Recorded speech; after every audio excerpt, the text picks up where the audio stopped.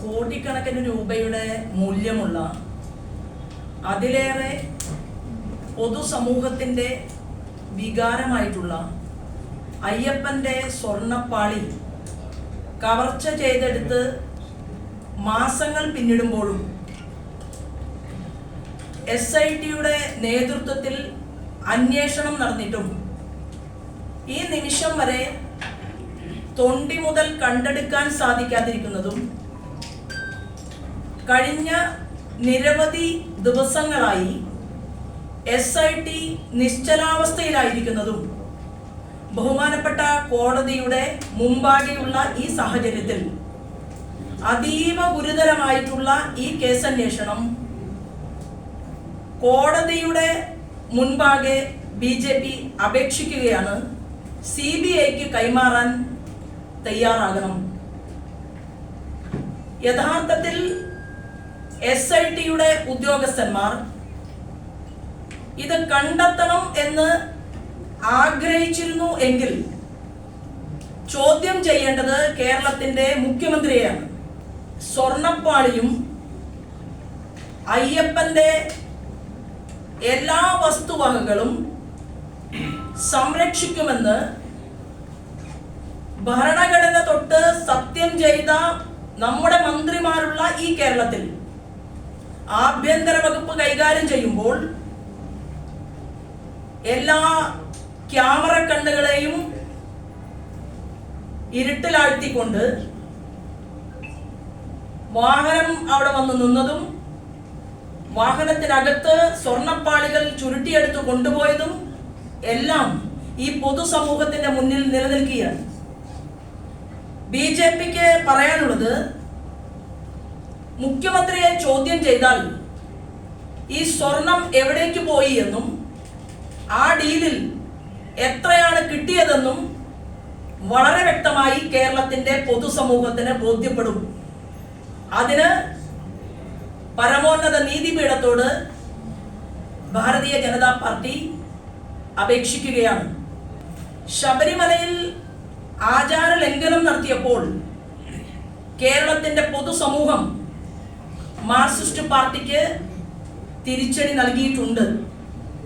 അത് കഴിഞ്ഞ പാർലമെന്റ് തെരഞ്ഞെടുപ്പിൽ CPIM ബോധ്യപ്പെടുകയും ചെയ്തിട്ടുണ്ട്. എന്നാൽ വീണ്ടും ഈ ക്രൂരമായിട്ടുള്ള അല്ലെങ്കിൽ ഏറ്റവും വലിയ ഒരു കൊള്ളയ്ക്ക് നേതൃത്വം നൽകിയപ്പോൾ വീണ്ടും പൊതുസമൂഹം മറ്റൊരു തെരഞ്ഞെടുപ്പിലൂടെ മാർക്സിസ്റ്റ് പാർട്ടിക്ക് തിരിച്ചടി നൽകുന്നത് ഈ പഞ്ചായത്ത് തെരഞ്ഞെടുപ്പിലും കാണാൻ വേണ്ടി കേരളത്തിന്റെ ജനങ്ങൾക്ക് സാധിച്ചിട്ടുണ്ട്. ഇതിനെയെല്ലാം അതിജീവിക്കാൻ വേണ്ടിയിട്ടാണ് ഒരു അയ്യപ്പ സംഗമം വിളിച്ചു ചേർത്തത്. ആ അയ്യപ്പ സംഗമത്തിൽ ചെലവായത് 5 കോടിയോളം രൂപയാണ് എന്ന് ദേവസ്വം ബോർഡിന്റെ കമ്മീഷണർ പറയുകയും എന്നാൽ 7 കോടിയിലധികം വരുന്ന തുക ചിലവാക്കിയിട്ടുണ്ട് എന്നുള്ള കണക്ക് പൊതുസമൂഹത്തിന്റെ മുന്നിൽ വരികയും ചെയ്ത ഒരു സാഹചര്യത്തിൽ ഈ തീവട്ടിക്കൊള്ളക്കാരെ സംരക്ഷിക്കാൻ വേണ്ടിയിട്ടാണോ ദേവസ്വം ബോർഡിന്റെ തലപ്പത്ത് മിസ്റ്റർ ജയകുമാർ ഇരിക്കുന്നത് എന്നുള്ള ചോദ്യവും കേരള സമൂഹം ചർച്ച ചെയ്യുകയാണ്. എല്ലാ മാനദണ്ഡങ്ങളും കാറ്റിൽ പറത്തിക്കൊണ്ട് അയ്യപ്പ സംഗമത്തിന് ഒരു കരാറുമില്ലാതെ ഊരാളുങ്കൽ സൊസൈറ്റിയെ ഏൽപ്പിക്കാൻ ഒരു മടിയും ഈ ഗവൺമെന്റിനുണ്ടായില്ല. മാത്രവുമല്ല, ചടയൻ ഗോവിന്ദന്റെ പാർട്ടി, ബഹുമാനപ്പെട്ട അച്യുതാനന്ദന്റെ പാർട്ടി, ശ്രീമാൻ AK ഗോപാലന്റെ പാർട്ടി ഇന്ന് മുഖ്യമന്ത്രി പിണറായി വിജയനിൽ എത്തി നിൽക്കുമ്പോൾ താൻ കണ്ണൂരിലെ പ്രത്യേകമായിട്ടുള്ള ഭക്ഷണമായിട്ടുള്ള എനിക്കൊക്കെയും അത് ഉണ്ടാക്കാൻ അറിയാം, പൊറോട്ടി, അതായത് കനത്തിൽ അരി കുഴച്ച് പരത്തിയിട്ട് ഒരു 8 ദോശയുടെ കനത്തിൽ ഉണ്ടാക്കുന്ന ഒരു ഭക്ഷണ പദാർത്ഥമാണ് ഒറോട്ടി എന്ന് ചില സ്ഥലത്ത് പറയും. അപ്പോൾ നമ്മുടെ പാവപ്പെട്ടവരുടെ പടനായകനായിട്ടുള്ള കേരളത്തിന്റെ മുഖ്യമന്ത്രി അദ്ദേഹം പറയുന്നത് കേട്ടു. അദ്ദേഹം ചെറുപ്പത്തിൽ ഒറോട്ടി കഴിച്ചുകൊണ്ടാണ് സ്കൂളിൽ പോയിരുന്നത്. ആ വിഭവം, ആ ഒരു ഭക്ഷണം കഴിച്ചാൽ വിശക്കില്ല, കുറെ സമയത്തേക്ക് വിശക്കാതിരിക്കും. അതിനോടൊപ്പം കറികൾ ഉണ്ടാവില്ല പാവപ്പെട്ട ആളുകളുടെ വീട്ടിൽ. അപ്പൊ അങ്ങനെ പാവപ്പെട്ടവരുടെ വീട്ടിൽ ജനിക്കുകയും ഒരു കറി പോലും കഴിക്കാനില്ലാതെ ഒറോട്ടി മാത്രം കഴിച്ച് സ്കൂളിൽ പോവുകയും ചെയ്ത നമ്മുടെ കേരളത്തിന്റെ ഇന്നത്തെ മുഖ്യമന്ത്രി അന്നത്തെ കമ്മ്യൂണിസ്റ്റ് പാർട്ടിയിലേക്ക് കടന്നു വന്ന ആ ഒരു ബാല്യത്തെ കുറിച്ച് ഓർമ്മപ്പെടുത്തൽ നടത്തുമ്പോൾ അയ്യപ്പ സംഗമത്തിൽ മുഖ്യമന്ത്രിക്ക് ഒരു ദിവസം രാത്രി അന്തി ഉറങ്ങാൻ 2 ലക്ഷം രൂപ ചെലവഴിച്ചു എന്ന് പറയുന്നത് ഈ കമ്മ്യൂണിസ്റ്റ് പാർട്ടി എവിടെ എത്തി നിൽക്കുന്നു എന്നതിന്റെ സൂചകമാണ് എന്നുകൂടി ഭാരതീയ ജനതാ പാർട്ടി പറയുകയാണ്.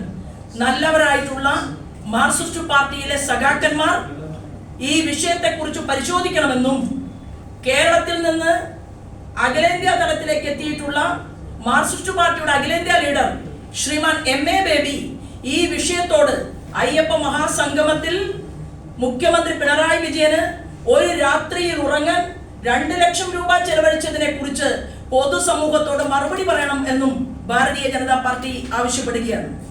മാർക്സിസ്റ്റ് പാർട്ടിയെ കുറിച്ച് ജമാഅത്ത് ഇസ്ലാമിയുടെ കാര്യത്തിൽ പ്രത്യേകം പറയേണ്ടതില്ല.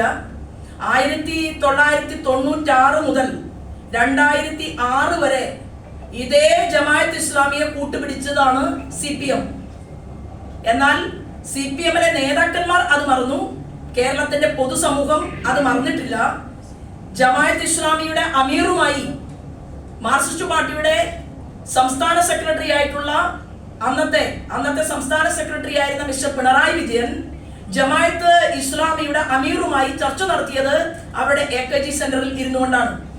അതിന് ശേഷവും നമുക്കറിയാം 2009 രാജ്യദ്രോഹ കേസിൽ അറസ്റ്റ് ചെയ്ത് ജയിലിൽ കിടന്ന മദനിയുടെ പാർട്ടിയുമായിട്ട് കൂട്ടുചേർന്ന് പൊന്നാനി ലോക്സഭാ മണ്ഡലത്തിൽ അവര് ഹുസൈൻ രണ്ടത്താണിക്ക് സീറ്റ് കൊടുത്തതും അത് കേരള സമൂഹം ചർച്ച ചെയ്തതും ഒന്നാം പിണറായി വിജയൻ ഗവൺമെന്റിൽ നമ്മുടെ വിദ്യാഭ്യാസത്തിന്റെ സിലബസ് കമ്മിറ്റിയിൽ ഇതേ ജമാഅത്ത് ഇസ്ലാമിയുടെ മെമ്പർമാരുണ്ടായിരുന്നു എന്നുള്ളതും കുറ്റിപ്പുറത്ത് ഒരു വലിയ സമ്മേളനം വിളിച്ചു ചേർത്തുകൊണ്ട് ആ സമ്മേളന നഗരിയിലേക്ക് കടന്നു വന്ന മദനിയെ എണീറ്റ് നിന്നുകൊണ്ട് ഭക്ത്യാദരപൂർവം തൊഴുത് സ്വീകരിച്ച കേരളത്തിന്റെ മുഖ്യമന്ത്രി പിണറായി വിജയന്റെ മുഖം കേരളത്തിലെ ജനങ്ങൾ മറന്നിട്ടില്ല. അവിടെ നിന്നുകൊണ്ടാണ് ചെങ്ങന്നൂരിൽ സ്വന്തം താമസമുള്ള അല്ലെങ്കിൽ ചെങ്ങന്നൂരിൽ വീടുള്ള സജി ചെറിയാനും പാലക്കാടിലെ AK ബാലനുമൊക്കെ ജമാഅത്ത് ഇസ്ലാമിക്കെതിരായിട്ടുള്ള ശക്തമായിട്ടുള്ള പ്രതിഷേധങ്ങൾ തീർക്കുന്നത് എന്ന് പറയുമ്പോൾ രണ്ട് മുന്നണികളും തെരഞ്ഞെടുപ്പിൽ സ്വന്തം അജണ്ട ക്രിയേറ്റ് ചെയ്യുന്നത് ഇവിടത്തെ മുസ്ലിം ജനസാമാന്യത്തെ മുന്നിൽ നിർത്തിക്കൊണ്ടാണെങ്കിൽ ഞങ്ങൾ വിശ്വസിക്കുന്നത് കേരളത്തിലെ മുസ്ലിം ജനസാമാന്യം, ഇവിടത്തെ ചെറുപ്പക്കാർ, ഇവിടത്തെ ചെറുപ്പക്കാരികൾ, ഭാവി തലമുറയിലെ മുസ്ലിം സുഹൃത്തുക്കൾ അവർ ഇന്ത്യയുടെ വികസനത്തെ നോക്കിക്കാണുകയും ആ വികസനത്തിന്റെ ഭാഗമായി തന്നെ അവർ രാജ്യ താല്പര്യം നെഞ്ചോട് ചേർത്ത് മുന്നോട്ട് പോവുകയും ചെയ്യും എന്നാണ് ഭാരതീയ ജനതാ പാർട്ടി വിശ്വസിക്കുന്നത്. കഴിഞ്ഞ ദിവസം ബഹുമാനപ്പെട്ട പ്രധാനമന്ത്രിയെ ബഹുമാനപ്പെട്ട കാന്തപുരം അബൂബക്കർ മുസ്ലിയാർ സന്ദർശിക്കുകയുണ്ടായി. ആ സന്ദർശനത്തിനു ശേഷം അദ്ദേഹം പുറത്തിറങ്ങിക്കൊണ്ട് പറഞ്ഞു, ഈ രാജ്യത്ത് മുസ്ലിം ജനത വളരെ സന്തോഷത്തോടു കൂടിയാണ് ജീവിക്കുന്നത് എന്ന് അദ്ദേഹത്തിന്റെ വാക്കുകളിലൂടെ വ്യക്തമാക്കിയിട്ടുണ്ടായി. എന്നാൽ കാന്തപുരത്തിന്റെ വാക്കുകൾ കേട്ടതിനു ശേഷവും കേരളത്തിന്റെ പ്രതിപക്ഷ നേതാവ് ശ്രീമാൻ VD സതീശൻ പറയുന്നത് കാര്യങ്ങൾ അങ്ങനെയല്ല എന്നാണ്. അപ്പോൾ ഒരു മുസ്ലിം സമുദായത്തിന്റെ എണ്ണമറ്റ ആളുകളുടെ, ലക്ഷക്കണക്കിന് വരുന്ന ആളുകളുടെ മതപണ്ഡിതനും അവരുടെ ഒരു സംഘടനയുടെ അവസാന വാക്കുമായിട്ടുള്ള കാന്തപുരം അബൂബക്കർ മുസ്ലിയാർ പൊതുസമൂഹത്തോട് ഞങ്ങൾ ഇന്ത്യയിൽ സുരക്ഷിതരാണ് എന്ന് പറയുമ്പോൾ കേരളത്തിന്റെ ബഹുമാനപ്പെട്ട പ്രതിപക്ഷ നേതാവ് പറയാൻ ആഗ്രഹിക്കുന്നത് കേരളം, ഭാരതം മുസ്ലിങ്ങൾക്ക് ബുദ്ധിമുട്ടുള്ള ഒരു രാജ്യമാണ് എന്ന് വരുത്തി തീർക്കാൻ വേണ്ടിയിട്ടാണ്. അപ്പോൾ ഈ കേരളത്തിൽ വർഗീയ ധ്രുവീകരണം ഉണ്ടാകണം എന്നാണ് കേരളത്തിന്റെ പ്രതിപക്ഷ നേതാവിന്റെ ചിന്ത. ഞങ്ങൾ ശ്രീമാൻ VD സതീശനെ ഓർമ്മപ്പെടുത്താൻ ആഗ്രഹിക്കുന്നത് അദ്ദേഹം മടിയിലിരുത്തിയിട്ടുള്ളത് ജമാഅത്ത് ഇസ്ലാമി എന്ന് പറയുന്ന തീവ്രവാദ സംഘടനയാണ്. ആ ജമാഅത്ത് ഇസ്ലാമിയെ മടിയിലിരുത്തിക്കൊണ്ട് തീവ്രവാദ സംഘടനയായിട്ടുള്ള ജമാഅത്ത് ഇസ്ലാമി പറയുന്നത് ഇന്ത്യൻ ഭരണഘടനയ്ക്ക് വെല്ലുവിളിയാണ്. അവർക്ക് അവരുടേതായിട്ടുള്ള ഭരണഘടനയുണ്ട്. അവർ മതരാഷ്ട്രവാദത്തിൽ വിശ്വസിക്കുന്നവരാണ്. അങ്ങനെ വിശ്വസിക്കുന്ന ജമാഅത്ത് ഇസ്ലാമിയെ കുറിച്ച് മുൻ കോൺഗ്രസിന്റെ ലീഡറും കേരളത്തിന്റെ ബഹുമാനപ്പെട്ട മുഖ്യമന്ത്രിയുമായിട്ടുള്ള ശ്രീമാൻ ഉമ്മൻചാണ്ടി ഹൈക്കോടതിയിൽ ഒരു അഫിഡവിറ്റ് കൊടുത്തിട്ടുണ്ട്. ആ അഫിഡവിറ്റിൽ പറയുന്നത് ഇങ്ങനെയാണ്: ജമാഅത്ത് ഇസ്ലാമി എന്ന സംഘടനയുടെ ഭരണഘടന ഇന്ത്യൻ ഭരണഘടനയോട് അവഗണന കാണിക്കുകയും ദേശീയ താല്പര്യത്തിനെതിരെ ചിന്തിക്കാൻ അനുയായികളെ പ്രോത്സാഹിപ്പിക്കുകയും ചെയ്യുകയാണ് എന്ന് ബഹുമാനപ്പെട്ട കോടതി മുമ്പാകെ അന്നത്തെ മുഖ്യമന്ത്രി ശ്രീമാൻ ഉമ്മൻചാണ്ടി അഫിഡവിറ്റ് കൊടുത്തിട്ടുണ്ട്. വി.ഡി. സതീശൻ മുഖ്യമന്ത്രി ഉമ്മൻചാണ്ടിയുടെ നിലപാടിനെ തള്ളിപ്പറയുകയാണോ കേരളത്തിൽ? ആ ചോദ്യം ഭാരതീയ ജനതാ പാർട്ടി ഉയർത്തുകയാണ്. രണ്ടാമതായി, മുസ്ലിം യുവാക്കളെ മുഖ്യധാരയിൽ നിന്ന് വഴിതെറ്റിക്കാൻ ശ്രമിക്കുന്ന ആശയം കേരള സമൂഹത്തിന് ജമാഅത്ത് ഇസ്ലാമി വെല്ലുവിളിയോടെ ഉയർത്തുകയാണ് എന്ന് സമസ്തയുടെ സമ്മേളനം കേരളത്തിന്റെ പൊതുസമൂഹത്തോട് ചർച്ച ചെയ്തിട്ടുണ്ട്. അപ്പൊ ഇങ്ങനെയുള്ള ഒരു ആശയ ചിന്താഗതിയുള്ള കേരളത്തിൽ ഇത്തരത്തിലുള്ള ഒരു മതരാഷ്ട്ര സിദ്ധാന്തത്തെ അംഗീകരിക്കുന്ന ഒരു സംഘടനയെ മടിയിലിരുത്തിക്കൊണ്ട് കേരളത്തിന്റെ പ്രതിപക്ഷ നേതാവ് ആഗ്രഹിക്കുന്നത് ഇവിടെ മുസൽമാനും ക്രിസ്ത്യാനിയും ഹിന്ദുവും അതിൽ തന്നെ NSSും SNDPയും KPMSും പുലയ മഹാസഭയും ഒക്കെ പരസ്പരം അടിച്ചുകൊണ്ടിരിക്കണം എന്നുള്ള ഒരു വ്യാമോഹമാണ് കേരളത്തിന്റെ പ്രതിപക്ഷ നേതാവിന്റെ വാക്കുകളിലൂടെ പുറത്തു വരുന്നത്. ഇത് അത്യന്തം ലജ്ജാകരമാണ് എന്ന് ബഹുമാനപ്പെട്ട വി.ഡി. സതീശനെ ഓർമ്മപ്പെടുത്താൻ ഈ അവസരത്തെ ഉപയോഗപ്പെടുത്തുകയാണ്. തിരഞ്ഞെടുപ്പ് സമയത്ത് കേരളത്തോട് പറഞ്ഞത് മദ്യവർജനമാണ് ഈ ഗവൺമെന്റിന്റെ മുഖമുദ്ര എന്നാണ്. 2016 സർക്കാർ അധികാരത്തിലെത്തുമ്പോൾ 29 ബാറുകളായിരുന്നു കേരളത്തിൽ പ്രവർത്തിച്ചുകൊണ്ടിരുന്നത്. ഇന്ന് കേരളത്തിൽ 884 ബാറുകൾ ഉയർന്നു കഴിഞ്ഞു.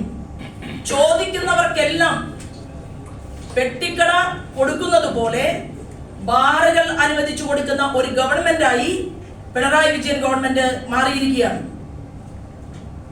തെരഞ്ഞെടുപ്പ് പടിവാതിൽക്കൽ എത്തി നിൽക്കുമ്പോൾ ബാറിന്റെ പ്രവർത്തന സമയം അത് അർദ്ധരാത്രി വരെയായിട്ട് നീട്ടിക്കൊടുക്കാൻ തീരുമാനിച്ചു. ഇത് വലിയ ഒരു തീവെട്ടിക്കൊള്ളയ്ക്കും മാർക്സിസ്റ്റ് പാർട്ടിക്ക് പണസമ്പാദനത്തിനുമുള്ള വേദിയാക്കി ഈ ബാർ മുതലാളിമാരുടെ കയ്യിൽ നിന്ന് കോടികൾ പിരിച്ചെടുക്കാൻ വേണ്ടിയിട്ടുള്ള തന്ത്രത്തിന്റെ ഭാഗമായിട്ടാണ് ഇത് അതീവ ഗൗരവത്തോടു കൂടി പൊതുസമൂഹം പരിഗണിക്കും എന്നുള്ള കാര്യത്തിൽ ഒരു തർക്കവുമില്ല.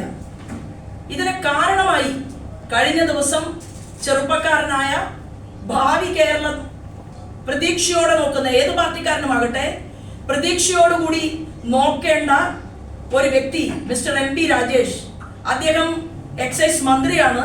അദ്ദേഹം പറയുകയാണ് ടൂറിസം മേഖലയുടെ വികസനത്തിന് വേണ്ടിയാണ് പോലും രാത്രി 12 മണി വരെ ബാറുകൾ സമയം നീട്ടിയിട്ടുള്ളത് എന്നാണ്.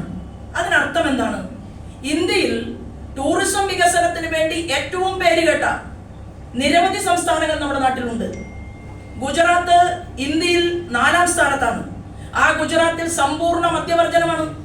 അപ്പൊ സമ്പൂർണ്ണ മദ്യവർജനമുള്ള ഗുജറാത്തിൽ 18 കോടി ആളുകൾ ഒരു വർഷം ആ ഗുജറാത്തിൽ വന്ന് ടൂറിസത്തിന്റെ ഭാഗമായിട്ട് ആ നാടിനെ കാണുന്നു, ആ നാടിന്റെ ആത്മീയ ടൂറിസത്തിൽ പങ്കെടുക്കുന്നു, അവിടുത്തെ വികസനത്തെ കുറിച്ച് ടൂറിസ്റ്റുകൾ പരിശോധിക്കുന്നു, പഠിക്കുന്നു, ആ നാട് കണ്ട് തിരിച്ചു പോകുന്നു. എങ്കിൽ 2 കോടിയിലടുത്ത് മാത്രം ടൂറിസ്റ്റുകൾ വരുന്ന കേരളത്തിലെ യുവാവായിട്ടുള്ള ഒരു മന്ത്രി പറയുകയാണ് ഇവിടെ ടൂറിസ്റ്റുകൾക്ക് വേണ്ടിയാണ് ബാറിന്റെ സമയം നീട്ടിക്കൊടുത്തത് എന്ന് പറഞ്ഞാൽ കള്ളു കുടിക്കാൻ വേണ്ടിയിട്ടാണോ കേരളത്തിലേക്ക് ടൂറിസ്റ്റുകൾ വരുന്നത്?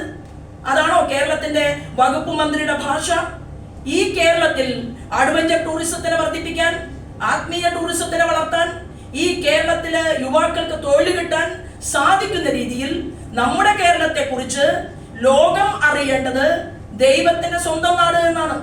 ആ നാട്ടിലേക്ക് വരുന്ന ടൂറിസ്റ്റുകൾക്ക് വേണ്ടി ബാറിന്റെ സമയം നീട്ടിക്കൊടുത്തു എന്ന് പറഞ്ഞുകൊണ്ട് നമ്മുടെ നാട് കാണാൻ വരുന്നവരെ കൂടി അപമാനിക്കുന്ന സമീപനമാണ് ഒരു വകുപ്പ് മന്ത്രിയുടെ ഭാഗത്തു നിന്നുണ്ടായത്. അത് അത്യന്തം ലജ്ജാകരമാണ്, അത് കുറ്റകരമാണ് എന്നുകൂടി ഭാരതീയ ജനതാ പാർട്ടി പൊതുസമൂഹത്തോട് അറിയിക്കുകയാണ്.